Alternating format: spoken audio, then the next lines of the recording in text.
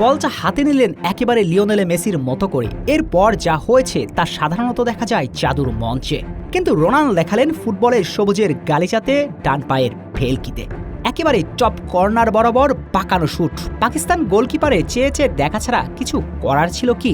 Gallery জুড়ে ততক্ষণ উল্লাস, একটা নামে লাল সবুজের গর্জন উঠেছে রোনান রোনান আর রোনান বলে। গ্যালারিতে ছুটে গিয়ে টাইগার ভক্তদের জড়িয়ে ধরলেন রোনান সুলিভান। বলতে হয়, ওই যে কুসুম কুমারী দাস বলেছিল না, আমাদের দেশে সেই ছেলে হবে কবে, কথাই না বড় হয়ে কাজে বড় হবে।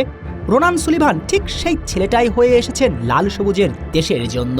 ফ্রিকিক গোলে চাপে থাকা দলকে টেনে তুললেন একেবারে ক্রিস্তিয়ানো রোনালদোর মতো করে। আসলে রোনান, আপনি বাংলার মেসি। রোনান, আপনি বাংলার রোনালদো। রোনান, আপনাকে এদেশের সমর্থকরা ভালোবাসে অফুরন্ত। তবে রোনানের এই ভালোবাসা পেতে কম কষ্ট পোয়াতে হয়নি। ম্যাচের শুরু থেকেই সতীর্থদের সহযোগিতা একেবারেও পাননি তিনি।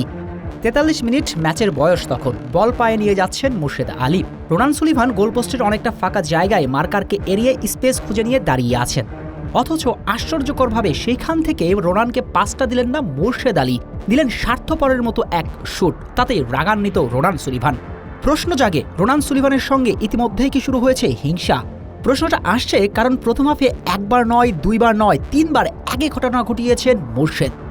ঘটনা শুরুর ম্যাচের শুরু থেকেই নিজেকে যেন মেসি ভেবেছেন বাংলাদেশ নাম্বার 10। ম্যাচের 12 মিনিট 36 সেকেন্ডের সময় ডিবক্সের যখন রোনান ঢুকে যাচ্ছেন, তখনও পাস না দিয়ে দূরপাল্লা শুট নিলেন এই ফুটবলার।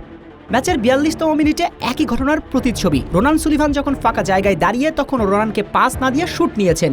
এর 1 মিনিট পর যা করলেন তা এক প্রকার অপরাধ।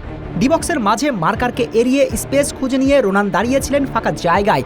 জাস্ট পাসটা দিবে, গোল পাবেন রোনান, গোল পাবে বাংলাদেশ। কিন্তু মোর্শেদ আলী নিজেকে অনেক বড় ফুটবলার মনে করলেন, ভাবলেন মেসি, এরপর নিজেই নিলেন শুট। নিশ্চিত গোল বঞ্চিত হলো রোনান, নিশ্চিত গোল বঞ্চিত হলো বাংলাদেশ।